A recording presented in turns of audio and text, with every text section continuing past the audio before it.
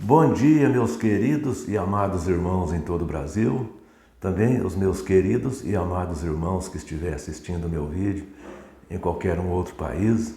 Um ótimo dia para vocês e que Deus abençoe a vida de cada um de vocês. Meus irmãos, é com imensa satisfação que eu vou fazer mais um vídeo aqui hoje, mais um vídeo esclarecedor, e gostaria de agradecer a vocês o apoio que vocês sempre deram ao meu trabalho.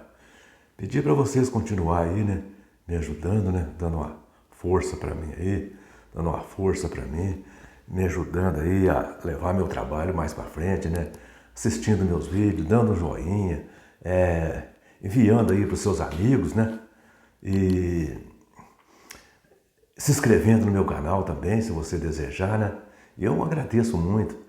Você que quiser ter um dedo de prosa comigo aí, eu gostaria que você fizesse isso, que desse Coloque aí nos comentários, que você quer falar comigo. E eu fico muito feliz em deixar o número do meu WhatsApp aí para você entrar em contato comigo, tá bom, meus irmãos?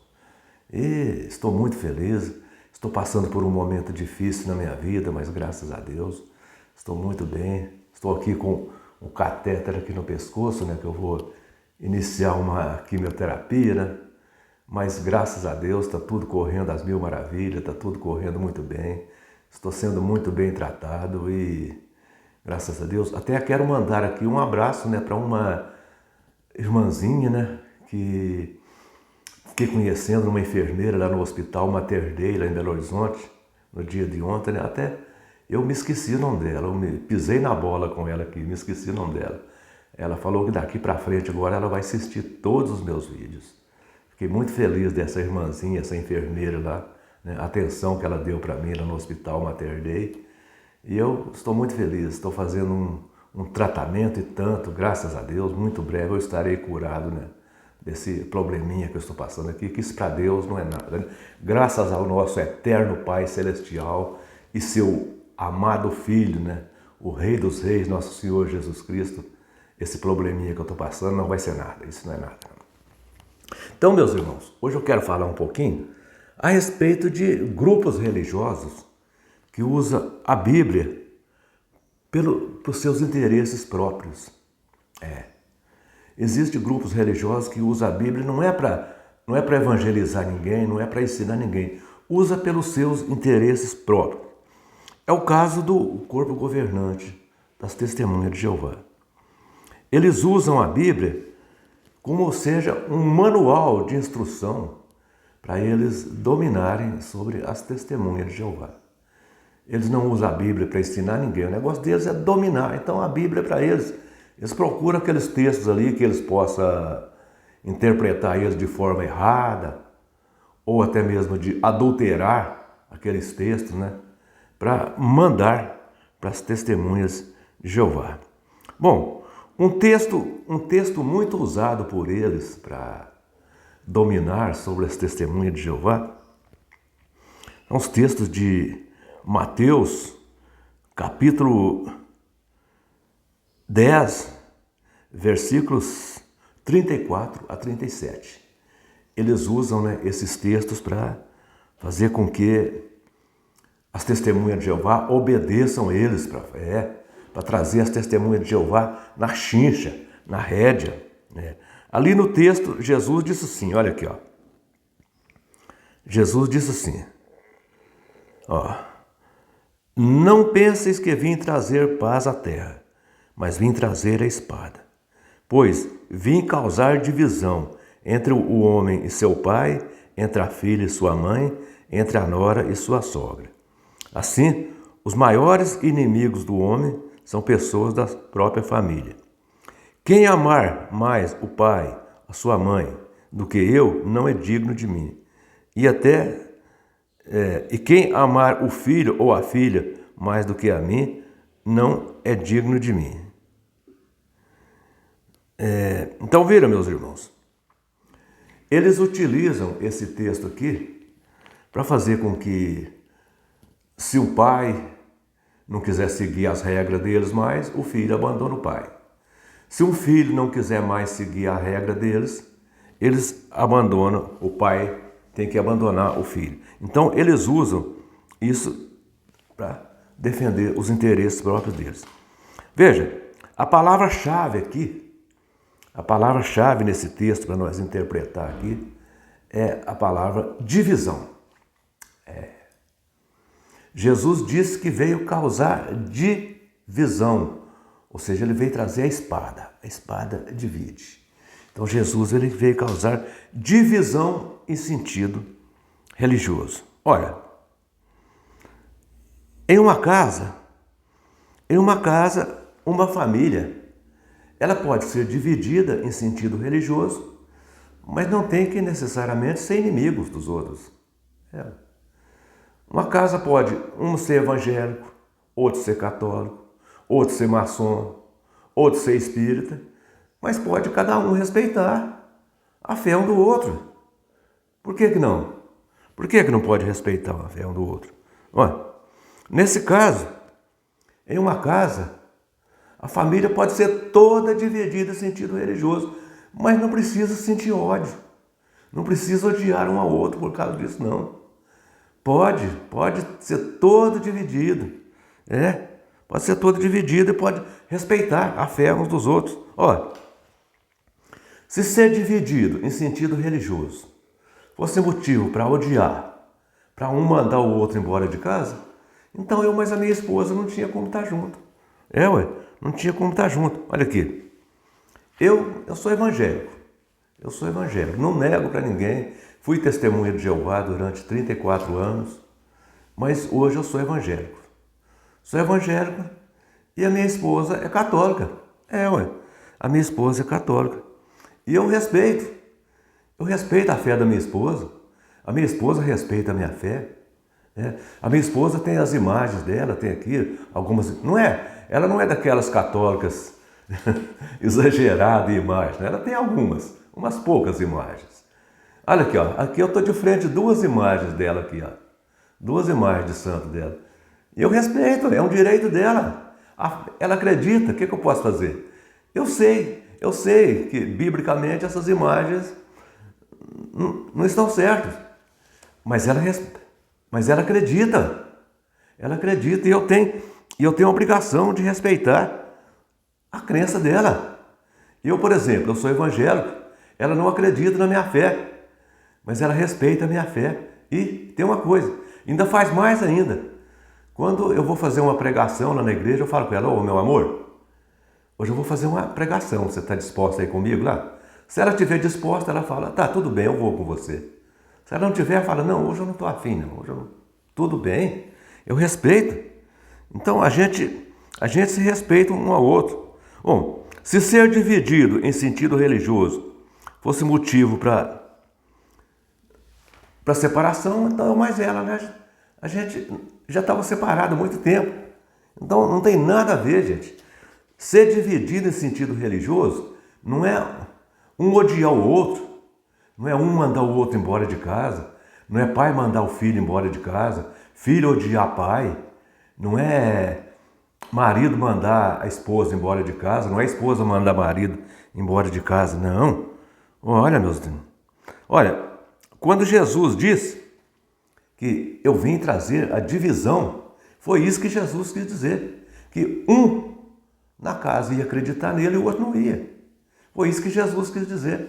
Jesus não quis dizer: olha, aquele que acredita em mim, fica. O que não acredita em mim tem que ir embora. Foi isso que Jesus quis dizer, não. E eu vou provar isso para vocês. Eu vou mostrar isso para vocês. Jesus não estava dizendo que filho tinha que abandonar pai, não atender nem sequer uma ligação do pai, que a mãe tinha que abandonar a filha, não atender nem sequer uma ligação da filha. Jesus não estava dizendo isso, não. Muito longe disso. Jamais um Deus amoroso como Jesus ia falar uma coisa dessa. Eu vou mostrar para vocês. Um outro texto que as testemunhas de Jeová usam para dizer que pai tem que odiar filho, filho tem que odiar pai, quando o filho ou o pai não quer seguir, né? Não quer seguir ele. Eu vou mostrar aqui um outro texto que eles que as testemunhas de Jeová adulteraram esse texto. Mas nesse caso aqui não são só as testemunhas de Jeová, não. A Bíblia de Jerusalém também traz esse texto adulterado.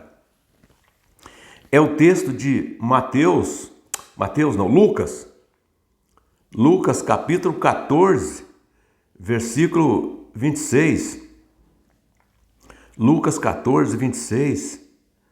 Aqui, na Bíblia de Jerusalém e na tradução do Novo Mundo, aqui Jesus disse assim, ó: se alguém vir a mim e não odiar seu pai, sua mãe, sua mulher, seus filhos, seus irmãos, ou até mesmo a sua própria vida, não pode ser meus discípulos. Agora eu pergunto para vocês, será que Jesus falou isso? Será que Jesus falou para odiar pai, mãe, mulher, filhos, irmãos e odiar até a sua própria vida? Será que Jesus falou isso? Não. Gente, eu conheço várias traduções da Bíblia. Conheço várias traduções. As únicas traduções da Bíblia que eu vi, essa palavra odiar, foi só na Bíblia de Jerusalém e na tradução do Novo Mundo. Em qualquer outra tradução que você pegar, tem a palavra aborrecer. Se você não aborrecer seu pai ou sua mãe, ou seu filho, sua filha, sua mulher, por minha causa, não é digno de mim. É a palavra aborrecer, não odiar.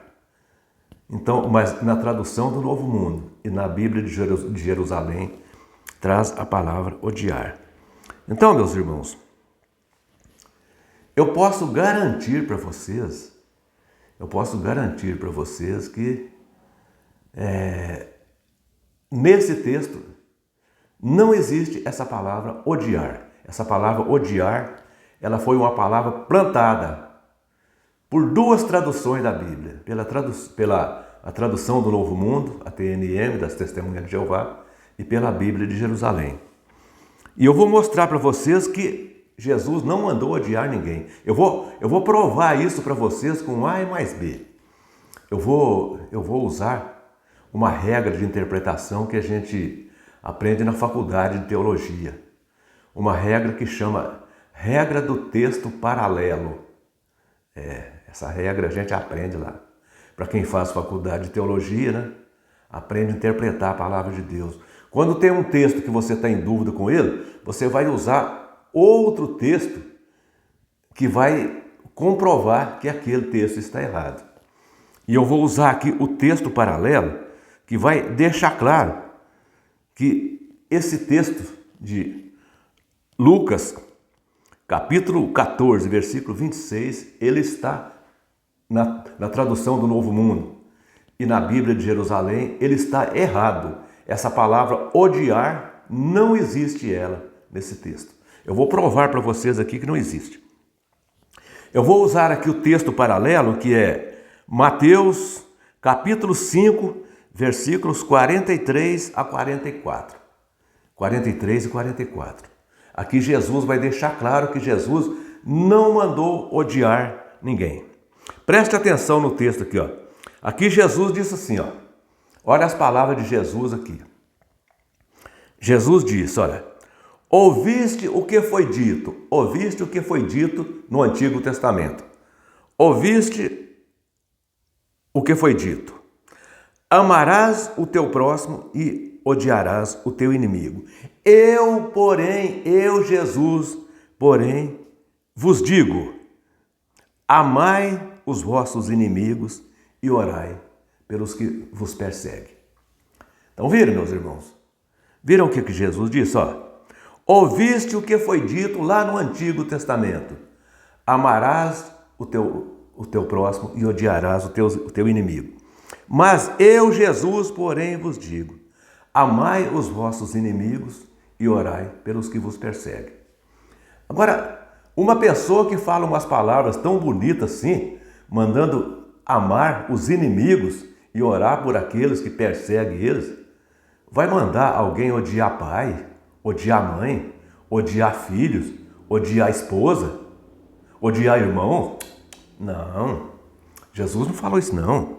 De maneira nenhuma Jesus não falou isso. Olha, esse texto em Lucas capítulo 14, versículo 26, na tradução do Novo Mundo e na Bíblia de Jerusalém, está totalmente adulterado. Eu posso garantir para vocês.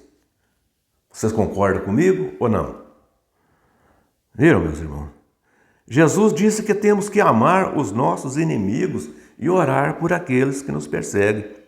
Agora, como é que Jesus ia mandar odiar pai, mãe, filhos, esposa, irmãos? Jamais. Jamais Jesus ia falar isso. Jamais. Jamais um Deus amoroso como Jesus ia mandar odiar. Pois Jesus veio para trazer amor. O maior exemplo de amor foi o amor que ele nos deu, morrendo em nosso lugar, morrendo, dando a sua vida numa cruz, para nós ter o perdão dos nossos pecados. Senão nós não tínhamos perdão dos nossos pecados. Uma pessoa que veio trazer o maior exemplo de amor, ia mandar alguém odiar pai, odiar mãe? Meu Deus do céu, gente. Nossa, como é que pode uma coisa dessa? Ó, se Jesus fosse